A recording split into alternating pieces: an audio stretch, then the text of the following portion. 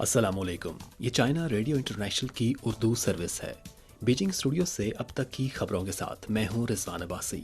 सबसे पहले अहम खबरों का खुलासा। कंबोडिया के वजीर आजम हन सेन के साथ CGTN का खुसूसी इंटरव्यू। चीनी हुकूमत की जानिब से तुर्की के ज़िलज़िला मुतासरीन के लिए सामान की पहली खेप रवाना। और नॉर्थ स्ट्रीम पाइपलाइन धमाके के पीछे किसका हाथ है, CMG का तबसरा। और अब खबरें तफसील के साथ। 3 साल कबल कंबोडिया के वजीर आजम हन सेन ने चीन का दौरा किया था। वो वबा फूटने के बाद चीन का दौरा करने वाले पहले गैर मुल्की रहनुमा थे। उन्होंने इस वक्त कहा था कि इनके दौरे का मकसद ये जाहिर करना है कि कंबोडिया चीनी अवाम के साथ खड़ा है। 3 साल बाद वजीर आजम हन सेन ने दोबारा चीन का दौरा किया। दौरा चीन के बारे में CGTN के खुसूसी इंटरव्यू में उन्होंने कहा कि कुछ ममालिक कंबोडिया पर दबाव डाल रहे हैं कि वो इनके सियासी रास्ते पर चले। अगरचा कंबोडिया गरीब और पसमानदा है, लेकिन इसका अपना वकार है। उन्होंने कहा कि कंबोडिया वो नहीं कर सकता जो दूसरे चाहते हैं, और वो हमारे कौमी हालात के मुताबिक नहीं है। कुछ ममालिक हमें मुसलसल धमकियां देते हैं और हम पर पाबंदियां आयद करते हैं। हमें पुख्ता यकीन है कि चीन यकीनी तौर पर हमारे साथ ऐसा नहीं करेगा। चीनी सदर शी जिनपिंग के ग्लोबल डेवलपमेंट इनिशिएटिव और ग्लोबल सिक्योरिटी इनिशिएटिव के हवाले से हन सेन ने कहा कि सदर शी जिनपिंग की जानिब से तजवीज़ करदा ये अजीम इक़दामात हैं। दुनिया गहरी तब्दीलियों और तकसीम से गुजर रही है और आलमी निज़ाम को संगीन तौर पर कमज़ोर किया जा रहा है। मुझे यकीन है कि दुनिया एक गांव की तरह। सबसे बड़ा मकसद फौजी महाज आराई के बजाय आवाम के माश को बेहतर बनाना है। उन्होंने कहा कि वो सदर शी जिनपिंग के ग्लोबल डेवलपमेंट इनिशिएटिव और ग्लोबल सिक्योरिटी इनिशिएटिव की तहे दिल से सताइश करते हैं। अगर इन दोनों इक़दामात को वसी पैमाने पर कबूल किया जाता है तो मुझे यकीन है कि दुनिया जंग के किसी भी ख़तरे के बगैर हम आहंग बकाए बाहमी मुश्तरका खुशहाली और रोशन मुस्तकबिल की हामिल कम्युनिटी बन जाएगी। 11 तारीख की सुबह 6:30 बजे चीनी हुकूमत की जानिब से तुर्की के ज़लज़ला मुतासरीन के लिए दी जाने वाली इमदाद के 40,000 कंबलों पर मुश्तमिल पहली खेप शिंगाई पेडोंग एयरपोर्ट से तुर्किया रवाना हुई। इसके अलावा 1000 खेमों, बिस्तरों, अल्ट्रासाउंड और ECG मशीनों और तिब्बी मुंतकिली की गाड़ियों समेत दीगर इमदादी साजो सामान मुस्तकबिल करीब मकामात पर इमदादी कार्रवाइयाँ जारी हैं। दर्जनों ममालिक से ताल्लुक़ रखने वाले 1,10,000 से ज़ायद इमदादी कारकुन मलबे तले दिन रात काम करते हुए सर्च एंड रेस्क्यू में हिस्सा ले रहे हैं। तुर्की में मसरूफ़ चीनी रेस्क्यू टीमों ने अब तक मलबे तले से 4 अफराद को ज़िंदा बचाया है और दीगर 5 मुतासरीन की तलाश की है। अलावा अज़ीम मुनहदिम होने वाली 25 दीगर इमारतों के मलबे में सर्च एंड रेस्क्यू का काम किया जा रहा है। मकामी वक्त के मुताबिक 11 तारीख को तुर्की की national emergency disaster management agency ने बताया कि तुर्किया में आने वाले शदीद ज़लज़ले से 20,665 अफराद हलाक हो चुके हैं। शाम की वजारत ख़ारजा के सिफारती तहकीकी इदारे के डायरेक्टर अमाद मुस्तफ़ा ने कहा कि मुसीबत में ही असल दोस्ती की पहचान होती है और चीन हमेशा मुश्किल वक्त में वो अस्पताल जहां वो पैदा हुए अब मुकम्मल तौर पर तबाह हो चुका है। इस तबाही का सामना करते हुए वो इंतहाई गमगीन हैं। चीन की जानिब से शाम को हंगामी इंसानी इमदाद के लिए 30 मिलियन युआन की फराहमी के बारे में बात करते हुए उन्होंने कहा कि चीन शाम का हकीकी दोस्त है। हुकूमती इक़दामात के अलावा चीनी अवाम भी शाम के लिए बहुत हमदर्दी रखते हैं और बहुत सी गैर सरकारी तंजीमें इमदादी सामान इकट्ठा कर रही हैं, जैसे कंबल, सर्दियों के कपड़े और दीगर बहुत सा सामान। वो ये सब सामान शाम भेजने जा रहे हैं। चीन हमेशा कमज़ोर और छोटे ममालिक और इन दोस्तों के साथ खड़ा रहा है जिन्हें मुश्किलात का सामना करना पड़ा। अमरीका और मगरिब की जानिब से शाम पर आयद पाबंदियों ने ज़लज़ले से मुतासिरा इलाकों की इमदाद की कोशिशों को मज़ीद बदतर बना दिया है।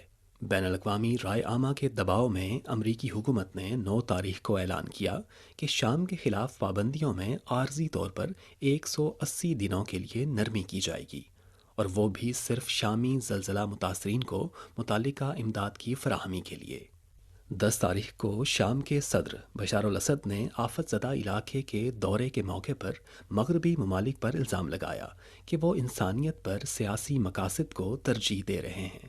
انہوں نے کہا کہ شام کا مطالبہ ہے کہ امریکہ فوری اور غیر مشروط طور پر شامی عوام پر عائد یک طرفہ پابندیوں، شام کے ساتھ ان کی دشمنی اور اقوام متحدہ کے چارٹر کی بنیاد پر بین الاقوامی قانون اور بین الاقوامی تعلقات کے بنیادی اصولوں کی خلاف ورزیوں کو ختم کرے۔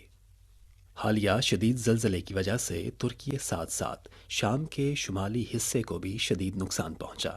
10 تاریخ کو اقوام متحدہ کے پناہ گزینوں کے ادارے UNHCR نے بتایا کہ حالیہ شدید زلزلے کی وجہ سے شام میں بے گھر ہونے والوں کی تعداد میں تیزی سے اضافہ ہوگا۔ ایک اندازے کے مطابق زلزلے سے 5.3 ملین شامی بے گھر ہو جائیں گے۔ 10 تاریخ کو ایک پریس کانفرنس میں شام میں UNHCR کے نمائندے شیونکا دھن پالا نے کہا کہ ادارے کے کام کی موجودہ توجہ آفت زدہ علاقوں کے لیے خیمے اور دیگر امدادی سامان فراہم کرنا ہے۔ معروف امریکی تفتیشی صحافی سیمیور ہرش نے رپورٹ دی کہ بائیڈن انتظامیہ نے روس سے یورپ تک قدرتی گیس پہنچانے والی نارڈ سٹریم پائپ لائن کو دھماکے سے اڑانے کا منصوبہ بنایا تھا۔ تاہم وائٹ ہاؤس کی قومی سلامتی کونسل، CIA، اسٹیٹ ڈپارٹمنٹ اور دیگر محکموں نے اس کی تردید کرتے ہوئے دعویٰ کیا کہ ہرش کے انکشافات مکمل طور پر جھوٹے اور فرضی ہیں۔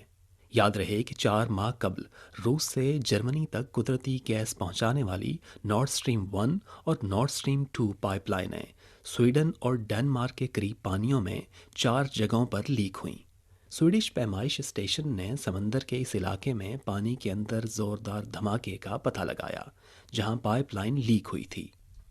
کچھ تجزیہ کاروں کا کہنا ہے کہ متعلقہ حکومتوں اور بڑی طاقتوں کی خاموش رضامندی یا یہاں تک کہ ہیرا پھیری کے بغیر توانائی کی پائپ لائنوں پر حملہ ایک ناممکن کام ہے، لہٰذا یہ ریاستی دہشت گردی کی کارروائی ہونے کا قوی امکان ہے۔ اب ہرش کے انکشافات کے ساتھ ہی یہ سنسنی خیز واقعہ ایک بار پھر منظر عام پر آ گیا ہے۔ ہرش کی رپورٹ میں بہت سی تفصیلات شامل ہیں اور اس سارے معاملے کے تناظر میں امریکی حکومت کا اسے صرف جعلی خبر قرار دے دینا ناکافی ہے۔ گزشتہ سال ستمبر میں نارڈ سٹریم پائپ لائن پر دھماکوں کے بعد امریکی وزیر خارجہ اینتھنی بلنکن نے دعویٰ کیا تھا کہ یہ یورپ کے لیے ایک بہت بڑا موقع ہے کہ وہ روسی توانائی پر انحصار سے مکمل طور پر چھٹکارا حاصل کر لے، جبکہ پولینڈ کے سابق وزیر خارجہ سکیورسکی نے سوشل میڈیا پر امریکہ کا شکریہ ادا کیا، جس سے لوگ کچھ سوچنے پر مجبور ہوئے۔ آج امریکہ نے روس یوکرین تنازع سے بہت زیادہ جغرافیائی سیاسی فوائد حاصل کیے ہیں اور امریکی توانائی کمپنیاں یورپ سے بہت سا پیسہ کما رہی ہیں۔ نارڈ سٹریم گیس پائپ لائن توانائی کا ایک اہم بین الاقوامی بنیادی ڈھانچہ ہے۔ اس کی تباہی نے عالمی توانائی مارکیٹ اور عالمی ماحولیات پر نمایاں منفی اثرات مرتب کیے ہیں۔ وقت آ چکا ہے کہ اس کے پیچھے موجود افراد کو جواب دہ ہونا چاہیے۔ امریکی سینئر تفتیشی صحافی سیمیور ہرش نے 8 فروری کو انٹرنیٹ پر ایک مضمون شائع کیا جس میں براہ راست امریکی حکومت پر نارڈ سٹریم قدرتی گیس پائپ لائن کو دھماکے سے اڑانے کی منصوبہ بندی کا الزام عائد کیا گیا۔ روسی وزارت خارجہ کی ترجمان ماریا زخاروفا نے 10 تاریخ کو کہا کہ اس حوالے سے بین الاقوامی تحقیقات ہونی چاہیے۔ زخاروفا نے کہا کہ روس نے بار بار ڈنمارک اور سویڈن کی حکومتوں کو نارڈ سٹریم گیس پائپ لائن کے دھماکے کی تحقیقات میں حصہ لینے کی تجویز دی تھی، لیکن ان سب کو مسترد کر دیا گیا۔ زخاروفا نے نارڈ سٹریم پائپ لائن کے دھماکے کی قابل اعتماد اور شفاف تحقیقات کا مطالبہ کیا تاکہ دنیا واضح اور درست نتائج حاصل کر سکے۔ اسی دن جرمن بینڈسٹاک کی رکن سیورم ڈیڈلن نے نارڈ سٹریم پائپ لائن کے دھماکے کی مکمل تحقیقات کے لیے ایک بین الاقوامی تحقیقاتی کمیشن کے قیام کا مطالبہ کیا۔ یہ تھیں چائنا ریڈیو انٹرنیشنل کی اردو سروس سے اب تک کی اہم خبریں۔ رضوان عباسی کو اجازت دیجیے۔